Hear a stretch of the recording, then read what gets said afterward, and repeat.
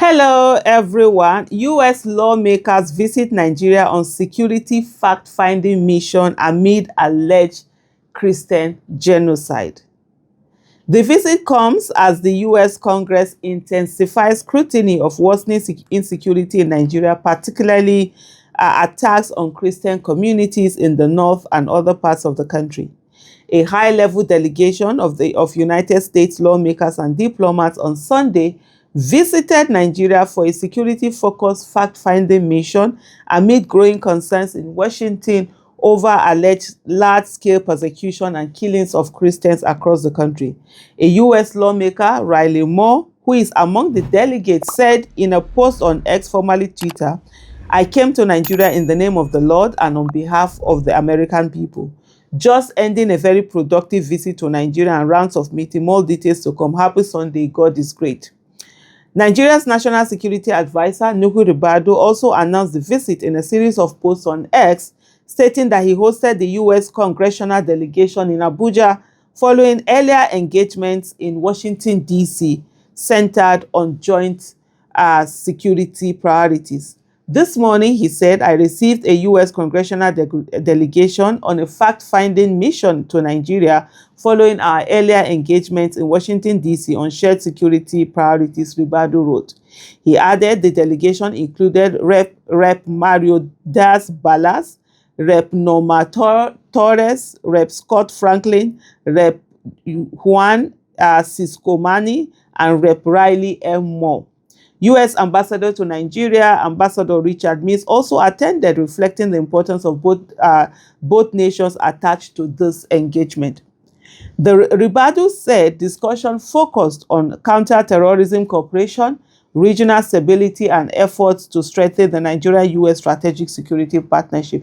This, for me, this whole issue of counter-terrorism cooperation is the part that Nigeria should have focused on and seek for help in dealing with the terrorists, rather than all of that nonsense propaganda that they spend their time wasting on trying to say that there's no Christian genocide or whatever. This was not about whether there's Christian genocide or not. This was about there's genocide in Nigeria. Nigerians are being killed. The state is helpless.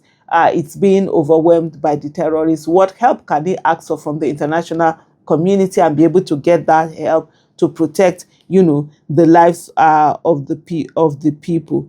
He said, "I'm optimistic this engagement will deepen trust, collaboration, and shared commitment to peace and security." The visit comes as the U.S. Congress intensifies scrutiny of worsening insecurity in Nigeria, particularly attacks on Christian communities in the north and other parts of the country. Over the past months, several American lawmakers, including members of the House Appropriations Committee and the U.S. Commission on International Religious Freedom, USCIRF, have publicly accused the Nigerian government of failing to stop what they describe as a genocidal campaign by extremist groups and armed militias. Sahara Reporters earlier reported that the U.S. House Appropriations Committee warned that Nigeria was rapidly becoming one of the most dangerous places on earth to follow Christ, vowing to push for stronger diplomatic action and conditioning of security assistance.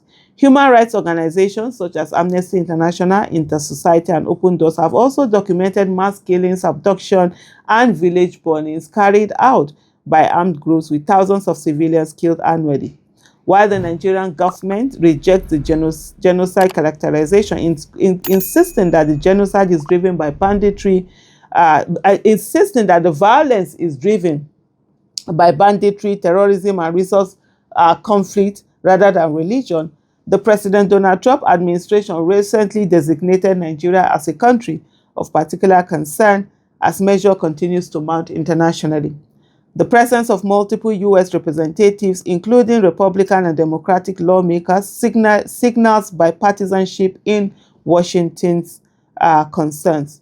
Rep. Riley Moore, one of the visiting members, has been particularly vocal about religious persecution in Nigeria, urging U.S. officials to reassess military aid and expand oversight of how American security assistance is used. Well, interesting as all of this are going on.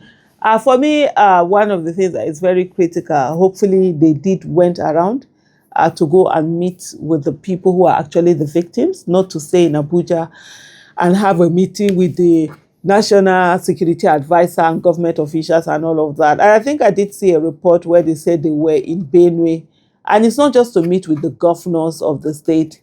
If the US is really interested in fact-finding mission, they would go down into the villages, hamlets, and all of that, or bring those people who are from that area and meet with them and talk with them and let them tell them what their pains are. People are going through so much. As much as we can sit here and debate whether there's a Christian genocide or no Christian genocide, there are people who do not have the luxury to be able to do those debates. These are people who are fighting for their lives, and every day they are having to run, and every day they are having to face death. Some of them have defeated death many times, and also death have taken a lot of them, because these terrorists have been unrelenting in the way that they have attacked citizens and gone after citizens.